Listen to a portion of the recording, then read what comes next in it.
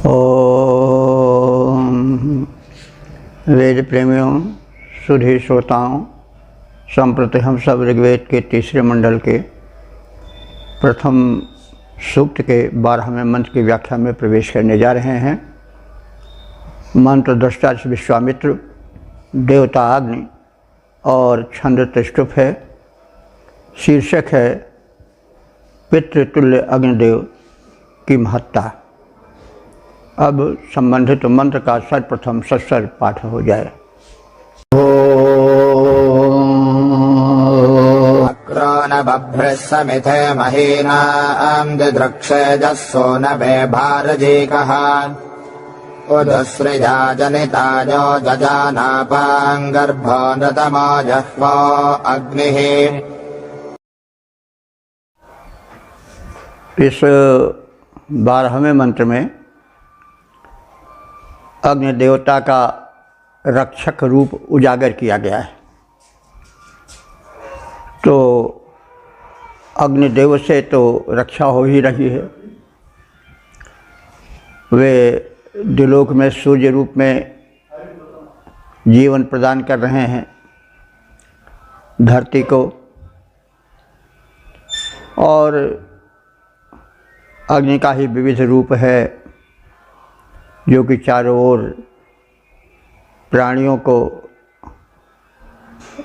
रक्षा प्रदान कर रहा है, उनके विकास में, उनके सुख सौख्य में वो सदैव निकट का रहता है। एक चीज़ यह हमेशा ध्यान रखने की चीज़ है कि अग्नि को हम उस रूप में न लें कि कोई वो जलते हुए अंगारे हैं या लपट हैं या कुछ हैं इस तरह से, वरन एक सूक्ष्म चेतन शक्ति के रूप में हम उन्हें मान्यता दें। और इन समस्त देव शक्तियों के पीछे एक सूक्ष्म शक्ति है जो चेतन है। चाहे अग्नि हो, चाहे सूर्य हो, चाहे पवन हो, चाहे जो भी देवता हों, वे दृश्यमान है तो उनका बाह्य रूप ही वह नहीं है जो ऋषि बताना चाहता है। उसके पीछे एक सूक्ष्म शक्ति है, वो चेतन है, सर्वद्रष्टा है और मनुष्य के जीवन में उत्थान पतन का कारण है। तो इसलिए एक भावनापूर्वक मंत्र के अर्थ में प्रवेश करना चाहिए। और भावना ही सब कुछ है। भावना से तो हम पत्थर में भी भगवान देख लेते हैं और प्रकट भी हो गए थे भगवान। जैसा आप प्रहलाद के प्रसंग में देखते हैं, हिरण्याकश्यप ने पूछा कि तुम्हारा विष्णु कहाँ है, तुम्हारा भगवान कहाँ है जिस पर तुम इतना इतराते हो। तो उन्होंने कहा वो कहाँ नहीं है। तो कहा इस खंभे में भी है। पाषाणी खंभा था, कहन बिल्कुल है। तो कहन है तो फिर अभी उसको हम नष्ट कर दे रहे हैं। तो जब उसने गदा प्रहार किया उस खंभे पर पाषाण निर्मित, तो उसमें से नरसिंह भगवान प्रकट हुए और उन्होंने उसका संहार किया। तो इस प्रकार से हम जिसे जल समझ करके उपेक्षित करते हैं वह हमारी भूल है। उसके पीछे एक चेतन शक्ति है जो कि मनुष्य को सहारा देती रहती है, उसका भाग्योदय बनती है और दुर्भाग्य बनकर भी सामने आती है। तो मंत्र को समझने के लिए एक दृष्टिकोण की आवश्यकता है। आज वैदिक पूजा पद्धति जिस रूप में होनी चाहिए उस रूप में नहीं चल रही है। समय के दौरान फिर पाषाणी रूप उसका होता गया, एक प्रतीक रूप में पूजा होने लगी और उसी के माध्यम से हम उस परम शक्ति को याद करने लगे। लेकिन सच्ची उपासना विद तो वेद की ही है। उसके देवता प्रत्यक्ष हैं, उनकी अनुभूति प्रत्यक्ष होती है। तो ये हमेशा ध्यान रखें कि वो जड़ नहीं हैं, वो चेतन हैं और एक शक्ति सूक्ष्म उनके पीछे है जो उसका नियंत्रण करती है। तो अग्नि के विविध रूप हैं, तो उनका जो है वह प्रकटीकरण इस सूक्त के मंत्रों में हुआ है। और अग्नि की वैज्ञानिकता, उसकी व्यापकता को ज्ञापित करने की चेष्टा ऋषिवर्य विश्वामित्र ने की है। तो अब शब्दार्थ की ओर चलें। यह अग्नि जनिता, जो अग्नि जनिता माने जन्म देने वाली अर्थात पिता तुल्य है, पालन पोषण करता है। अपाम गर्भ, और अपाम कहते हैं जल, अप माने जल होता है, अपाम माने जलों के गर्भ में, यानी उसके भीतर रहने वाला है। तो जो अग्नि संसार के जन्मदाता पिता के रूप में व्याप्त है, ये हम प्रत्यक्ष देखते हैं कि अग्नि ना हो तो, यानी अगर गर्मी ना हो, ऊष्मा ना हो तो अंकुरण नहीं होगा, जन्म नहीं होगा किसी का।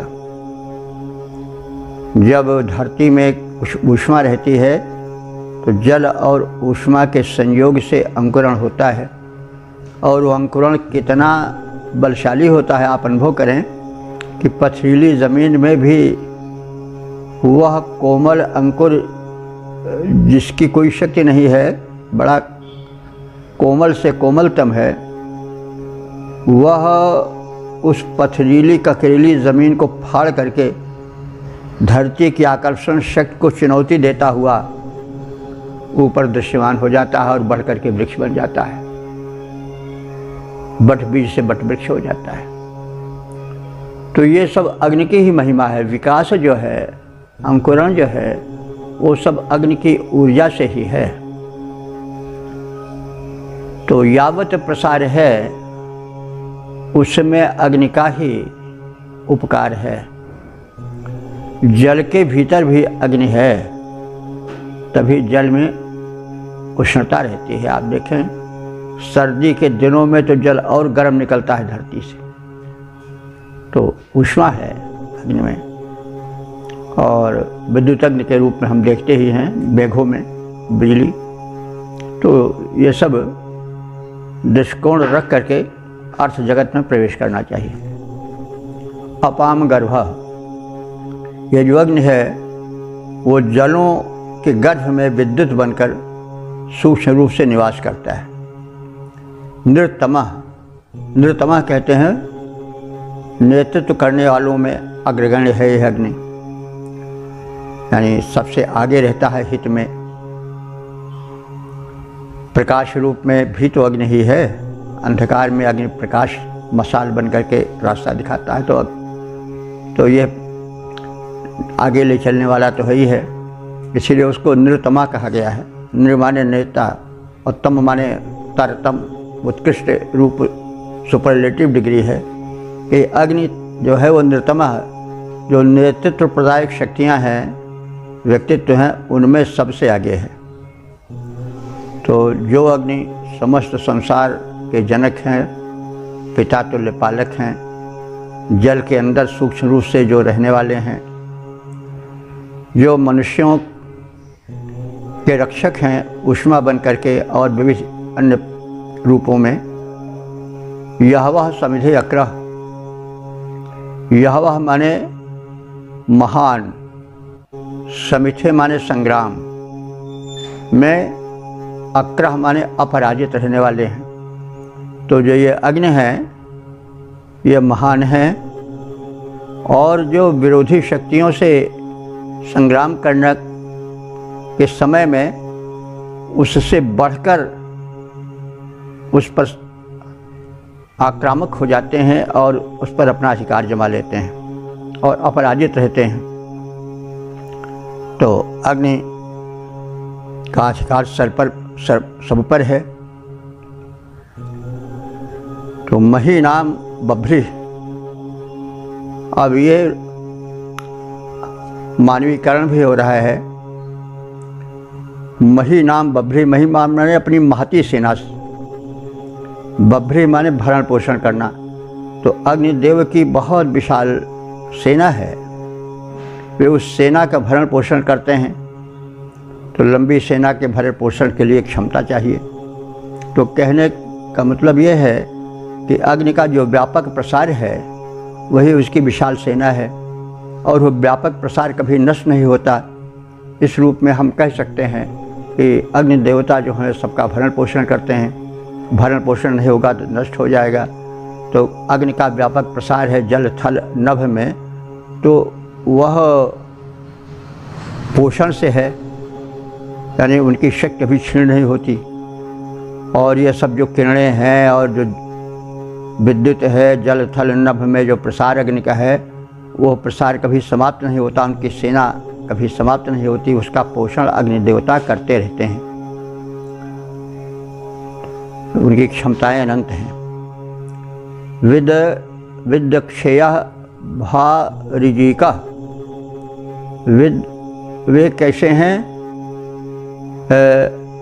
दिदृक्षे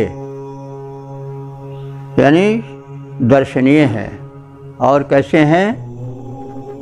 भारिजिका, भा माने आभा, तेज, तेज से वो रिजिका माने प्रकाशित हैं। अग्निदेवता अपने ही तेज से प्रकाशित हैं और दर्शनीय हैं। सूनवे, सूनवे माने सून माने पुत्र होता है। सूनवे चतुर्थी है संप्रदान अर्थ में, तो पुत्र तुल्य यजमान के लिए वो बड़े दयालु हो जाते हैं। तो यहाँ पर सूनवे यजमान के लिए आया है। वे यजमान, यजमान माने यज्ञ करते हैं, जो यज्ञ करने वाले हैं वो यजमान हैं। तो जो यज्ञ का मतलब हुआ शुभ कर्म, जो शुभ कर्म करने वाले हैं अथवा यज्ञ करने वाले हैं, उनको वे वैसे ही मानते हैं जैसे माता पिता पुत्र को मानते हैं। तो अपने उपासक यज्ञकर्ता यजमान को वो पुत्रवत मानते हैं। और उन सूनवे, उन यज्ञकर्ताओं यजमानों, यजमान रूपी पुत्रों के लिए वे उश्रियाह उत जजान, उश्रियाह कहते हैं किरणें, किरणों से उत्पन्न होने वाले प्रकाश को जजान माने जन्म दिया है, यानी प्रकाश को उत्पन्न किया। किसके लिए किया? सूनवे, अपने उपासक पुत्रों के लिए। तो भाई जो उनकी उपासना करेगा, कहने का मतलब अगर हमने या किसी ने दीपक जलाया तो उपासना वही उसकी उपासना है। घृत डाला, तेल डाला, काष्ठ दिया, समिधा दी, तो उससे अग्नि का विवर्धन हुआ, तो वही उनकी सेवा हुई। चाहे अग्नि यज्ञ में हो चाहे जहाँ हो, तो उनको कुछ न कुछ यजमान या सेवक उनका कुछ देता है ना। घृत दे, तेल दे, समिध यानी लकड़ी आदि दे, हव्यान्न दे, तो वही देना ही अग्नि की सेवा है। तो उस अग्नि सेवक को वे संपन्न बनाते हैं, उसके मनोरथों को पूरा करते हैं। तो अग्निदेव समस्त संसार के जनक हैं। जल के भीतर उनका निवास है। सूक्ष्म रूप से वे मनुष्यों के रक्षक हैं, मनुष्यों के रक्षक, प्राणी मात्र के रक्षक हैं। जठराग्नि बन करके, ताप बन करके अपनी महान सेना के भरण पोषण करने वाले हैं और संग्राम में अपराजित हैं। उनको कोई हरा नहीं सकता है। दर्शनीय हैं, स्वतेज से प्रकाशित हैं, उन्हें किसी से तेज मांगना नहीं पड़ता है, आत्मनिर्भर हैं।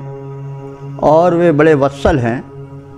जो यजमान हैं वो उनके पुत्र रूप में हैं, उन्हें वे पितृतुल्य पोषक तत्व प्रदान करते हैं, उनका पालन पोषण करते हैं और प्रकाश देते हैं। पद रूपांतरण है, जग के जनक निवासी जल के, जन के रक्षक देव महान। ये अग्निदेव जग के जनक, निवासी जल के, जन के रक्षक देव महान। पोषण भरण स्वसेनाओं का वे करते रहते सदा प्रदान। रण में अपराजित स्वदीप्तियों के ही कारण दीप्तिमान करते हैं प्रकाश पैदावे। पुत्र रूप उनके यजमान। ओम वेद प्रेमियों, सुधी श्रोताओं, संप्रति हम सब ऋग्वेद के तीसरे मंडल के प्रथम सूक्त के 13वें मंत्र की व्याख्या में प्रवेश करने जा रहे हैं। मंत्र दृष्टा विश्वामित्र, देवता अग्नि और छंद त्रिष्टुप है। शीर्षक है देवताओं द्वारा आराधित अग्निदेव। अब संबंधित मंत्र का सर्वप्रथम सस्वर पाठ हो जाए। अपांगर्भं दर्शतमोषधीनां वनादजान सुभगाविरोपम् देवासश्चिन्मनसा संह्यजग्मः पनिष्ठं जातं तपसं दुवस्यन्। इस 13वें मंत्र में अग्नि के विविध रूपों में से जो यज्ञीय रूप है वो प्रधान और लोकोपकारक बताकर उसकी महत्ता का प्रदर्शन किया गया है। यूँ तो अग्नि विविध रूपों में है। अग्नि देवता दावाग्नि बनते हैं तो बड़ा प्रबल रूप होता है। अग्निदेव तो चिता में भी धधकते हैं और वहाँ पर उनको पिशाद, जो लोग गलत अर्थ निकाले हैं, पिशाद कहा गया मैंने मांस खाने वाला। तो अब उसको कुछ लोग उसका उल्टा सीधा हाथ लगा करके यज्ञ में मांस का, यानी पशुओं को मारकर डालने और उनके मांस खाने वाला कर दिया। लेकिन अग्नि का जो यह रूप है जो उनको पिशाद माने पिशिताद कहा गया। पिशित कहते हैं कच्चे मांस को। अवध माने भक्षण। तो कच्चे मांस का जो भक्षण करते हैं तो वो चिता वाला रूप है। वैसे अग्नि देवता कभी मांस भक्षी नहीं है, लेकिन इस रूप में ऋषियों ने उनको मांस भक्षी भी कहा है। तो वे कल्याण करते हैं उस स्थिति में, लेकिन उस अग्नि की पूजा नहीं होती। कोई अपना यज्ञ कर्म चिता की अग्नि से नहीं करेगा। है तो अग्नि ही का रूप, वो मानव कल्याण ही कर रहे हैं वो भी, लेकिन रूप विशेष की उपासना होती है। वैसे दावाग्नि की उपासना नहीं होती है। तो भिन्न भिन्न रूपों में अग्नि प्रकट होते रहे हैं, कभी कोमल रूप में, कभी कठोर रूप में, किसी न किसी रूप में अग्निदेव जीवन को गति देते हैं। लेकिन उनका जो लोकोपकारी सर्व प्रधान रूप है वो है यज्ञीय रूप। जब वे यज्ञ में अरण मंथन से उत्पन्न होकर समिधा के बहाने या समिधा प्राप्त करके प्रज्वलित होते हैं, घृत आदि डाला जाता है, औषधीय द्रव्य डाले जाते हैं, तो जो उनका रूप होता है वो बड़ा कल्याणकारी होता है। वो यज्ञीय रूप है और उससे देवता बड़े प्रसन्न होते हैं और देव शक्तियाँ उनसे भोजन पाती हैं, आहार पाती हैं। जल हैं, वायु हैं, वो शोधन आहार पाते हैं उस सूक्ष्म से, तो उसकी बड़ी महत्ता हो जाती है। देवता उसको बहुत पसंद करते हैं और इसलिए वो देवताओं के भी उपासक बन जाते हैं। तो ये सब एक आलंकारिक रूप में बात कही जाती है, लेकिन सीधा अर्थ होता है कि यज्ञ कर्म करणीय है और उससे देव शक्तियाँ पवित्र होती हैं। और यज्ञ कर्म करना चाहिए। तो अब ये तो बड़ा सीधा अर्थ हुआ। अब कहने में जब काव्यमयता आती है तो कुछ अलंकार आदि में थोड़ा अर्थ घूम करके एक दूसरे रूप में आ ही जाता है, तो उसको उसी रूप में समझना चाहिए। तो कहने का मतलब कि जो यज्ञाग्नि है वो बड़े उस रूप में प्रकट अग्निदेव सुभगा माने बड़े ही सौभाग्यशाली माने जाते हैं। दर्शतम बड़े दर्शनीय बन जाते हैं। वे अरण्य के मंथन से उत्पन्न होते हैं और वे अग्नि जो कि विविध रूपों वाले हैं। अपाम, अपाम माने जलों में, औषधि नाम औषधियों में जो गर्भम जजान गर्भ पैदा करते हैं, यानी एक नई उत्पत्ति देते हैं। अग्नि तत्व ही विद्युत रूप में है, वृक्ष का कारण है, और वह औषधियों में जो गर्भ पैदा होना यानी फल फूल आना वह अग्नि के ही कारण है। अग्नि के कारण ही विकास होता है, प्रकाश होता है और वनस्पतियाँ गर्भवती होती हैं, यानी जो परागण प्रक्रिया होती है उसमें भी अग्नि का हाथ रहता है। जल और औषधियों के गर्भ में रहने वाले अग्नि जो इतने महत्वपूर्ण हैं, वे जब यज्ञाग्नि रूप में अरण्य मंथन से उत्पन्न होते हैं तो बड़े सौभाग्यशाली बन जाते हैं, दर्शनीय बन जाते हैं, उपास्य बन जाते हैं।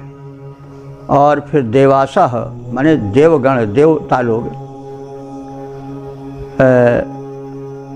वहाँ पर उनके स्तुति के लिए प्रस्तुत हो जाते हैं।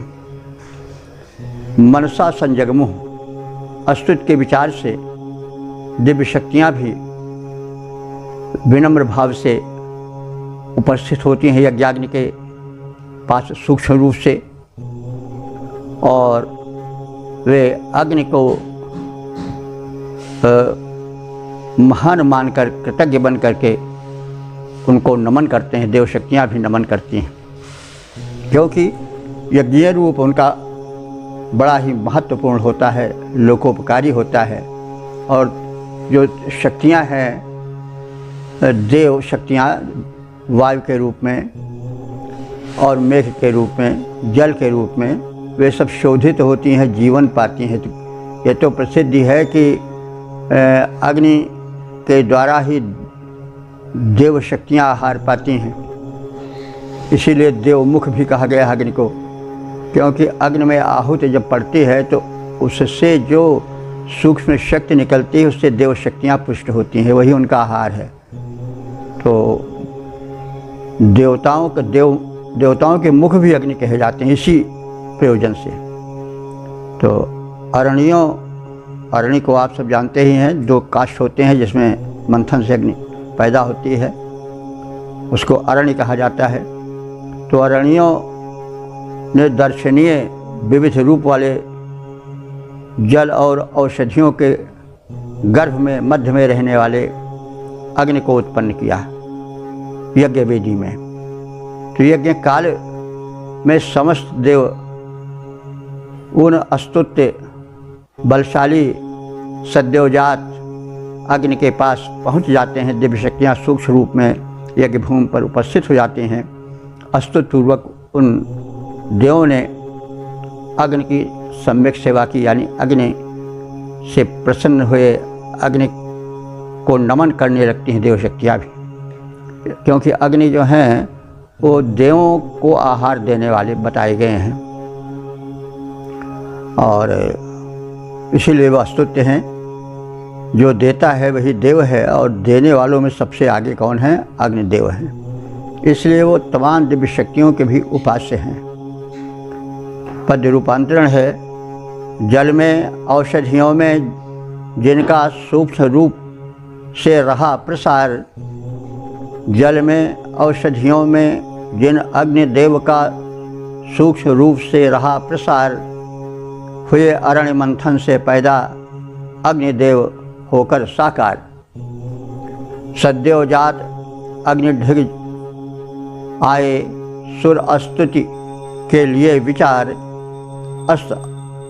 सुर स्तुति के लिए विचार करने लगे अग्नि की सेवा, वे सुरगण तब विविध प्रकार।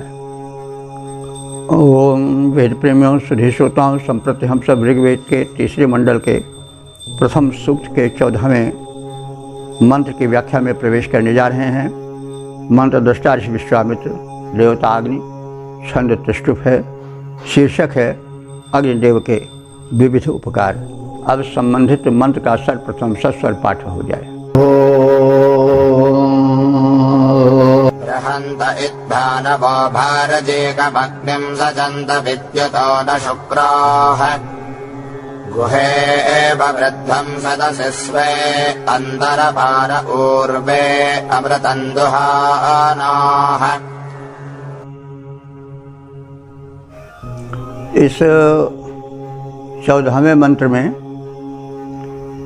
अग्नि देव के विविध रूपों में लोक कल्याण और प्रसार का कथन है। अग्नि ही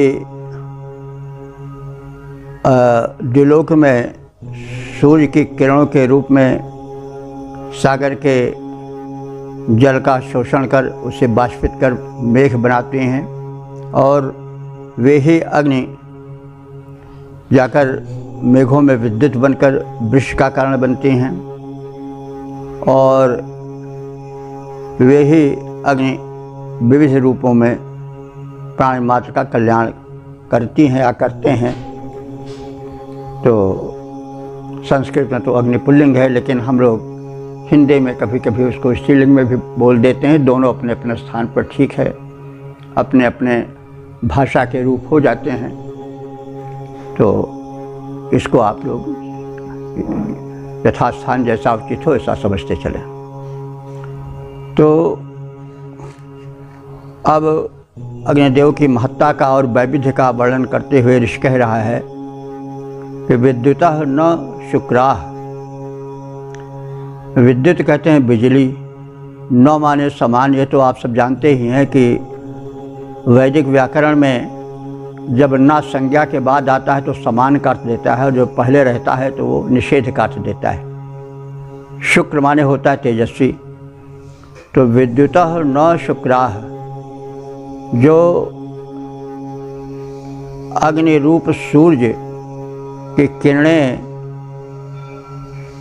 पड़ती हैं भूमंडल पर, और वे सागर के विशाल प्रसार पर भी पड़ती हैं, तो उनका प्रारूप जो है वो विद्युत न, विद्युत के समान, बिजली के समान। शुक्राः माने बड़ा ही चमकीला, बड़ा ही प्रज्वलित, बड़ा ही प्रकाशित रूप होता है। शुक्र कहते हैं तेजस्वी।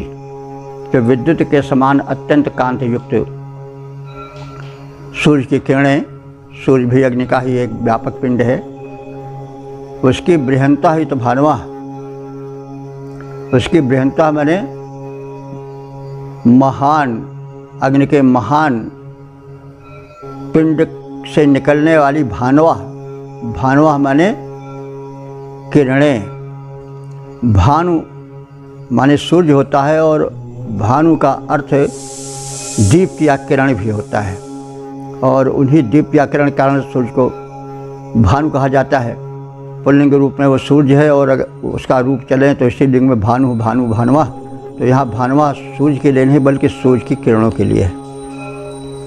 तो सूर्य तो आता नहीं है समुद्र में, उसकी किरणें आती हैं, इसलिए यहाँ पर भानुआ ही सटीक अर्थ देने वाला है। तो बृहंतः भानुआ, उस अग्नि के व्यापक पिंड सूर्य की भानुआ माने किरणें, चमकीली किरणें। अपारे ऊर्वे अंतः, अपार माने जिसका विस्तार अनंत है, ऊर्वे माने विस्तृत, अंतः माने अंदर। किसके अंदर? समुद्र के अंदर। यानी वे चमकीली सूर्य की व्यापक किरणें सागर के वक्षस्थल पर जो बड़ा उर्व है, उर्व माने विस्तृत है, उसके अंदर प्रवेश करती हैं या उस पर फैल जाती हैं, और फिर क्या करती हैं? वे किरणें अपारे समुद्रे यानी व्यापक उस खारे समुद्र के मध्य से अमृतम दुहाना, वे अमृत का दोहन करती हैं। तो अमृत क्या हुआ? मीठा जल। तो समुद्र का जल खारा रहता है, लेकिन अग्नि की तरह, विद्युत की तरह दीप्तिमान सूर्य की किरणें समुद्र के व्यापक वक्षस्थल पर पड़ती हैं, तो उससे वे दोहन करती हैं, जल का बाष्पित करती हैं उसको, और उस खारे जल को अमृत बना करके, यानी पेय बना करके, सुमधुर बना करके, उपयोगी बना करके वे ऊपर उठाती हैं बाष्पित करके, और वही जाके मेघ बनते हैं। तो अमृतम दुहाना, तो खारे समुद्र के जल को अमृत रूप में बनाकर उसका दोहन करने वाली, अर्थात खारे जल को बाष्पित करके मधुर जल वाला मेघ बना देने वाली ये किरणें जो हैं वो भी तो अग्नि के ही रूप हैं। तो हम इस प्रकार से गुफा की तरह अंतरिक्ष में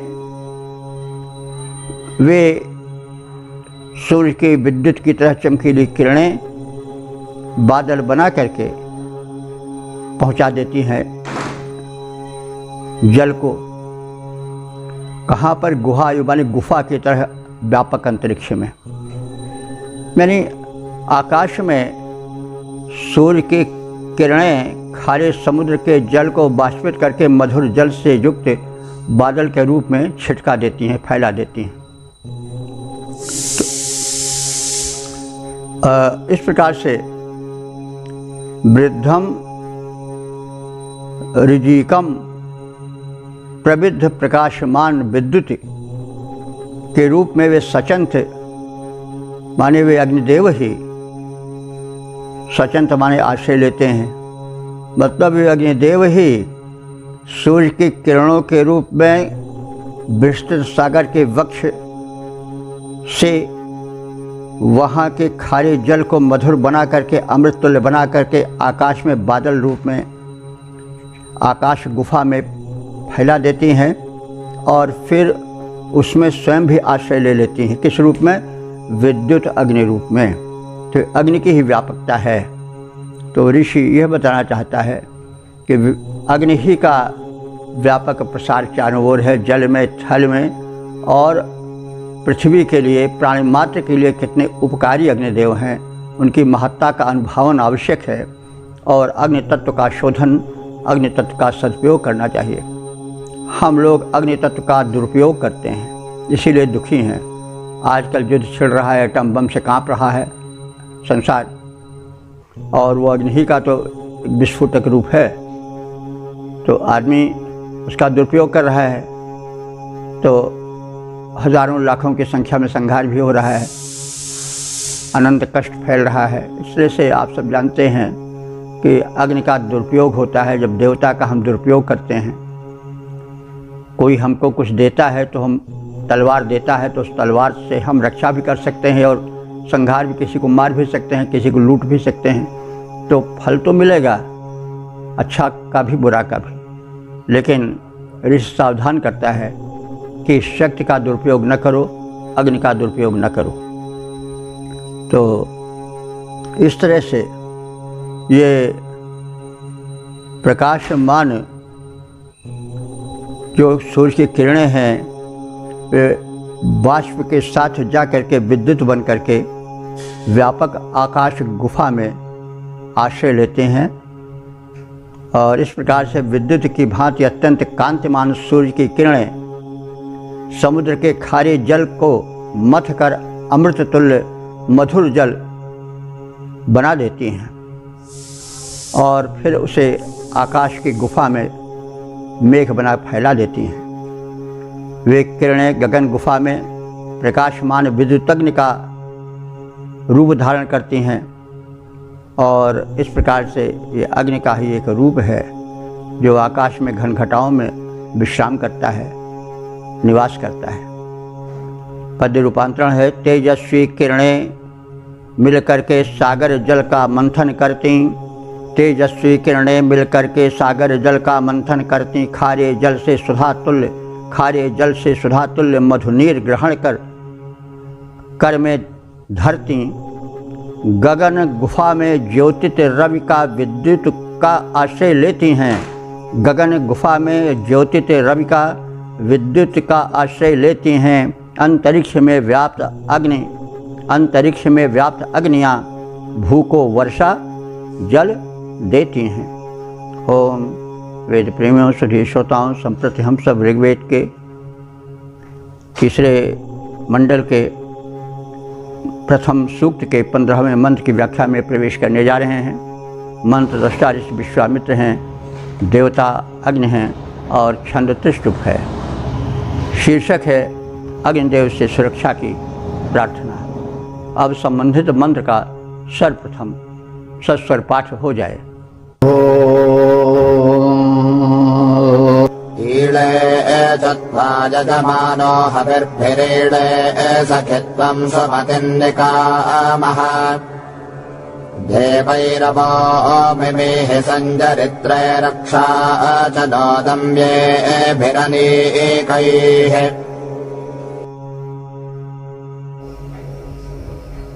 इस 15वें मंत्र में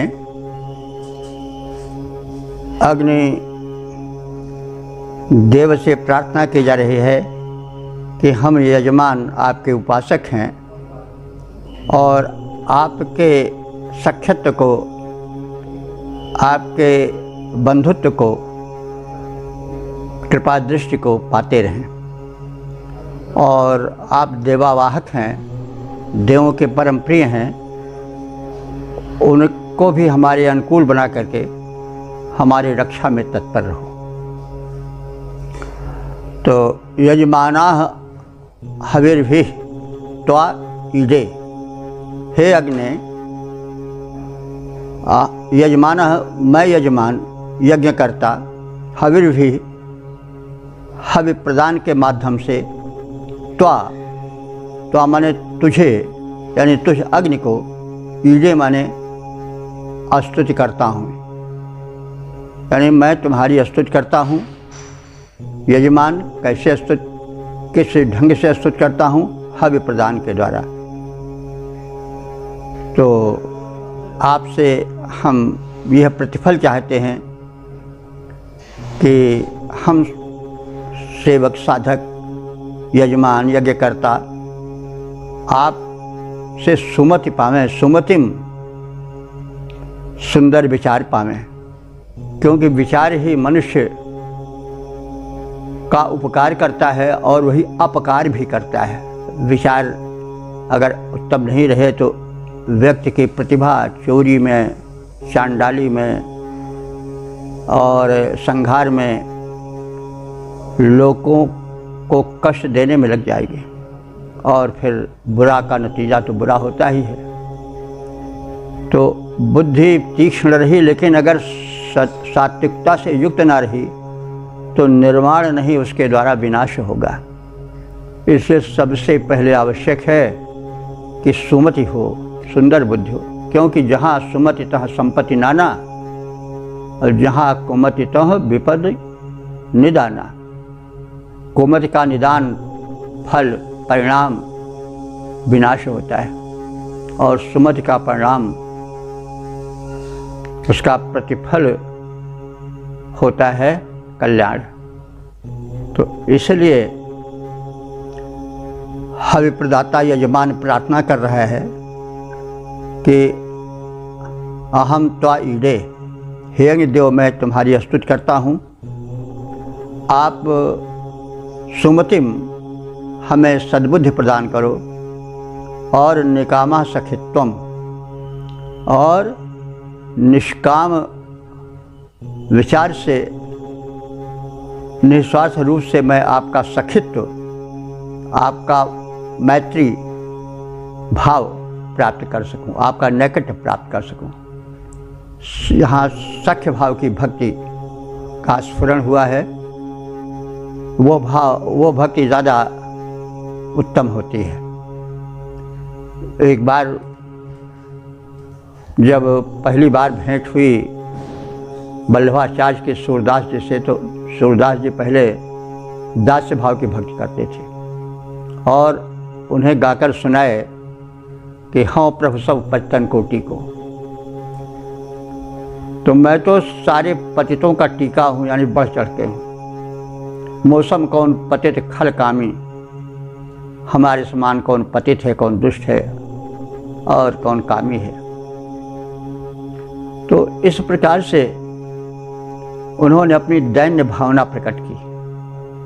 तो स्वामी वल्लभाचार्य ने कहा कि सूर होए के काहे को घिघियात है, कछु हरि को भजन कर, यानी सख्य भाव से उनसे तुम प्रेम पूर्वक जोड़ो। क्यों घिघिया रहे हो, क्यों इस प्रकार से दैन्य में पिसे जा रहे हो। तो तब से सूरदास जी सख्य भाव की भक्ति करने लगे। उसमें कृष्ण से बहुत हिल मिल करके मित्रवत अपनी स्तुति, अपना व्यवहार काव्य माध्यम से प्रकट किए हैं। तो कहने का मतलब मित्र भाव जो है वो संकोच रहित भाव होता है। मित्र मित्र से सब कुछ कह देता है, कभी कभी चुटकी भी ले लेता, हंसी मजाक भी हो जाता है। और दास्य भाव में तो क्या है कि बिल्कुल सिमटे पड़े रहो, कहीं डिसिप्लिन के खिलाफ काम न हो जाए, कहीं स्वामी रुष्ट न हो जाए, तो वहाँ पर एक शंका बनी रहती है। तो हम देख रहे हैं कि सख्य भाव का वर्ण ऋषियों ने अधिक किया है, क्योंकि उसमें निकट का नैकट का संपर्क रहता है, भय का अभाव रहता है।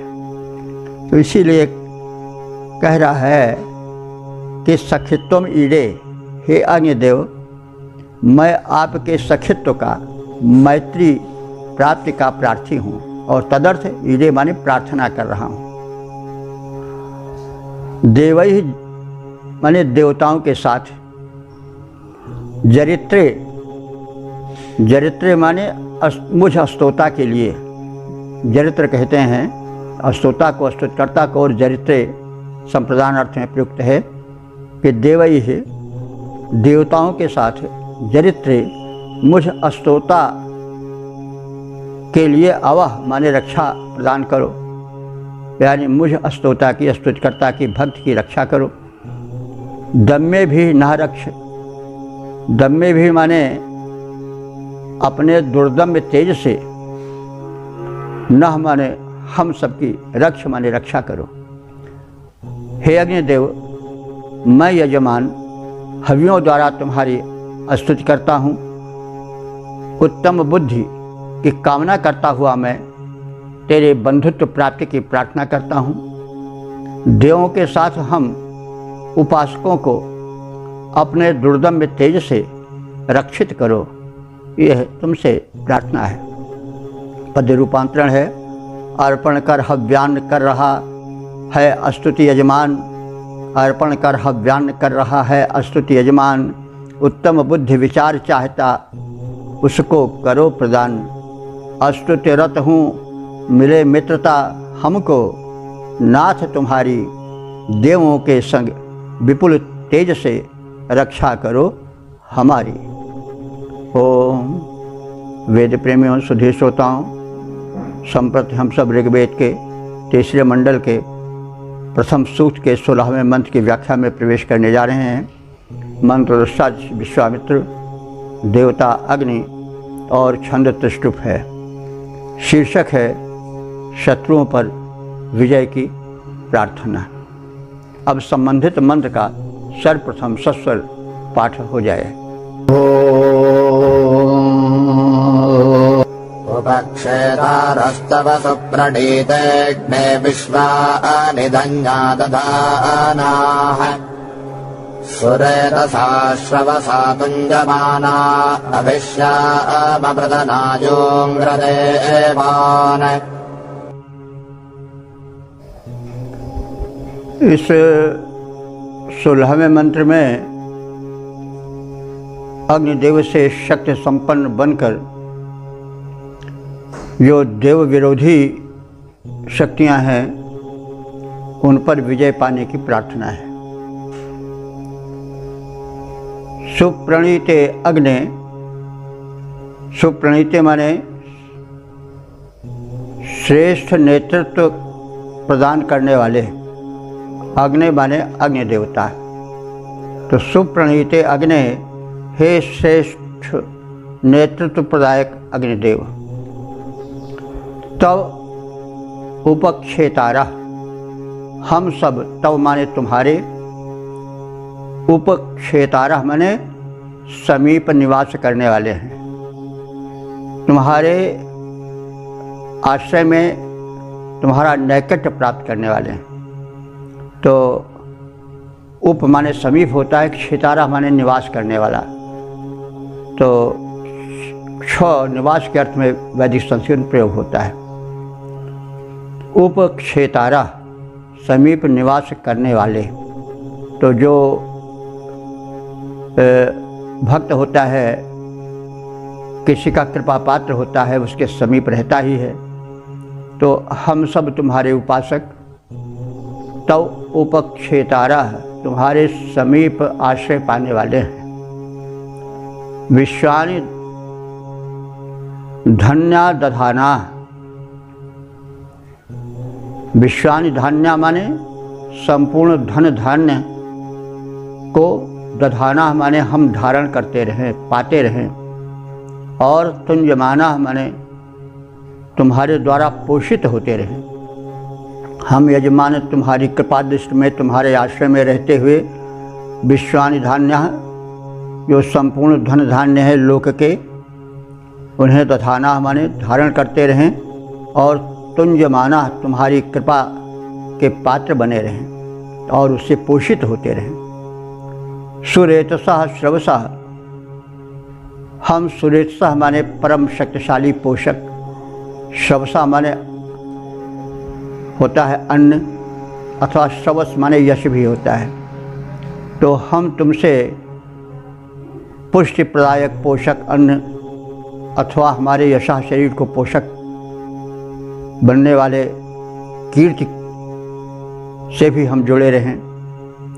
और अदेवान प्रतना यून अभिश्याम, अदेवान माने जो देव नहीं है, यानी दानव हैं, दुष्प्रवृत्ति वाले हैं, निशाचर प्रकृति के हैं, उन अदेवों को, यानी जो देव नहीं है, दिव्य नहीं है, उनसे प्रतना, प्रतना माने संग्राम, युद्ध, उनसे संघर्ष होना आवश्यक है। क्योंकि अंधकार और प्रकाश का, सत और असत का युद्ध प्रकृति का नियम है। तो हम उनसे बच नहीं सकते हैं। दुष्टों से, जो दानवीय प्रकृति के हैं, उनसे हमको संग्राम करना ही पड़ेगा और करना पड़ता ही है। तो इसलिए ऐसे अदेवों से, दानवों से या दानवीय प्रकृति वाले लोगों से प्रतना माने युद्ध में हम कभी हारे नहीं। हम उन पर अभिश्याम विजय प्राप्त करते जाएं।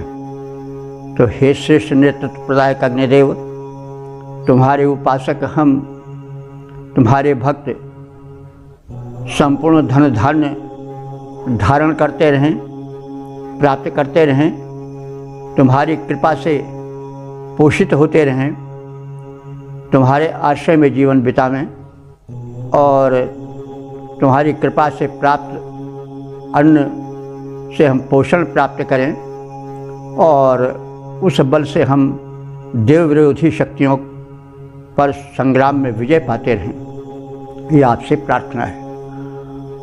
पद रूपांतरण है, करें संपदा धारण सारी, अग्नि देवता भक्त तुम्हारे, करें संपदा धारण सारी, अग्नि देवता भक्त तुम्हारे, तेरी कृपा और अन्नों से पोषित हों प्रत्यंग हमारे।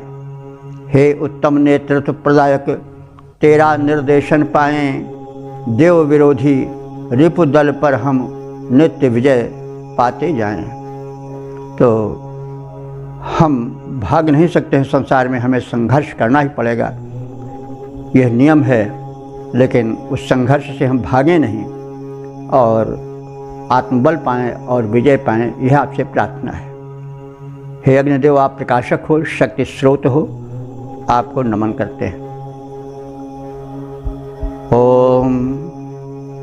वेद प्रेमियों, सुधीर श्रोताओं, संप्रति हम सब ऋग्वेद के तीसरे मंडल के प्रथम सूक्त के 17वें मंत्र की व्याख्या में प्रवेश करने जा रहे हैं। मंत्र दृष्टा ऋषि हैं विश्वामित्र, देवता अग्नि और छंद त्रिष्टुप है। प्रतिपाद्य है आश्रयदाता अग्निदेव। अब संबंधित मंत्र का सर्वप्रथम सस्वर पाठ हो जाए। आदेवानामभवह्येतुरग्ने मन्द्रो विश्वानि काव्यानि विद्वान् प्रतिमर्ताङ्कवासयोतमो ना अनुदेवान् रथिरोजासि साधन्। इस 17वें मंत्र में अग्नि देवता को मनुष्यों का आश्रयदाता और देव शक्तियों का हितकारी बताया गया है।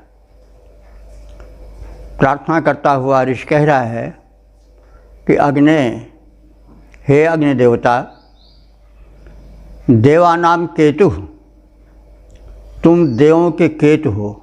केतु माने पताका हो, यानी देवों के परिचायक हो। तुमसे देवों की पहचान होती है। केतु का अर्थ निशान या झंडा होता नहीं, तो झंडा किसी संस्था का, व्यक्ति का या राष्ट्र का प्रतीक होता है। जहाँ हमारा तिरंगा रहता है, केतु है वो हमारा, तो सब लोग जानते हैं कि ये भारतवासी हैं। भारत का प्रतीक रहता है, उसका चिन्ह रहता है, उसका द्योतक होता है। तो अग्नि को यहाँ केतु बताया गया है। केतु और राहु केतु नहीं, केतु माने पताका।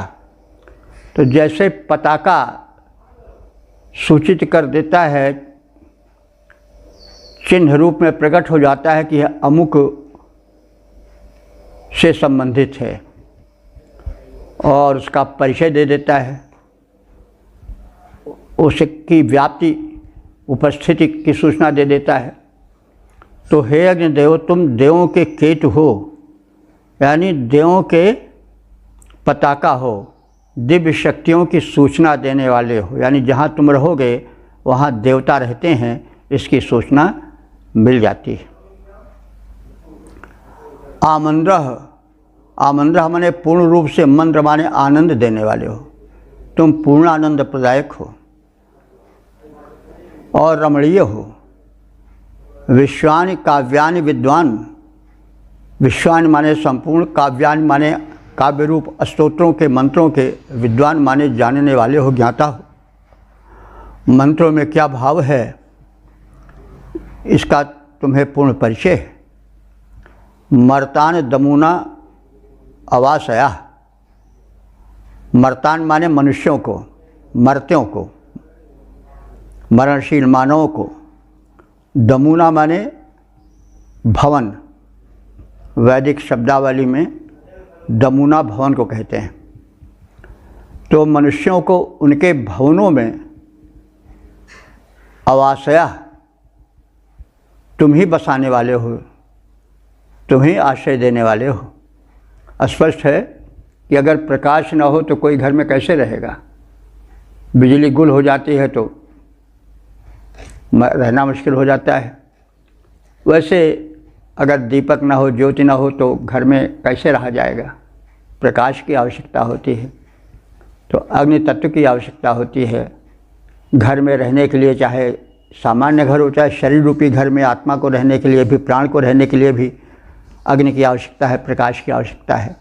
तो वही बात बताई जा रही है कि आप जो हो अभय प्रदाता हो और विश्वानि काव्यानि विद्वान, संपूर्ण स्तोत्रों के ज्ञाता हो, और मर्तान दमुना अवासया, और मर्त्यों को उनके, दमुना माने घरों में, अवासया माने वास देने वाले हो। अगर तुम ना रहो, घर में अंधेरा अंधेरा रहे तो कोई उसमें रहेगा ही नहीं। अग्नि का होना परम आवश्यक है भवन में, प्रकाश के लिए, ताप के लिए और तमाम प्रयोजनों के लिए।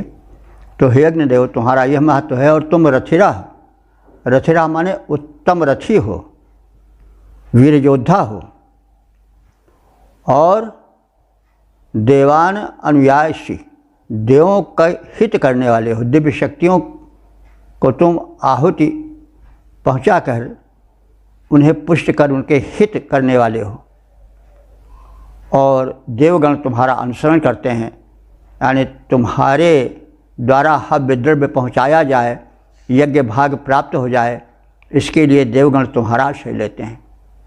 ये तो आप सब जानते हैं कि अग्नि के मुख से ही देवता आहार ग्रहण करते हैं। तो ये तो एक कथन है, यानी अग्नि के द्वारा जब हव्य द्रव्य सूक्ष्म रूप में जलकर फैल जाते हैं तो उससे दिव्य शक्तियाँ पुष्ट होती हैं। सीधा अर्थ ये है। तो हे अग्नि देवता, तुम देवों के केतु रूप उनके परिचायक हो, सर्वथा रमणीय हो, आनंद प्रदायक हो, संपूर्ण स्तोत्रों के तुम ज्ञाता हो, वेद मंत्रों का पूरा रहस्य तुम्हें विदित है। मनुष्यों को उनके अपने अपने घरों में आश्रय के कारणभूत तुम ही हो। तुम्हारे न रहने पर अंधेरे भरे भवन में कौन रह सकेगा। तुम उत्तम रथी हो और देवों के कार्य साधक हो, और इस प्रकार से विश्व के कल्याण करने वाले हो। तो हे पावक, पद रूपांतरण है, हे पावक तुम केतु रूप हो, देवों के परिचायक, अति रमणीय, समग्र वेद मंत्रों के ज्ञाता, नायक, नर को निज निज घर में आश्रय देते हो, सुखकारी, उत्तम रथ से करते हो अनुगमन, देव हित धारी। ओम।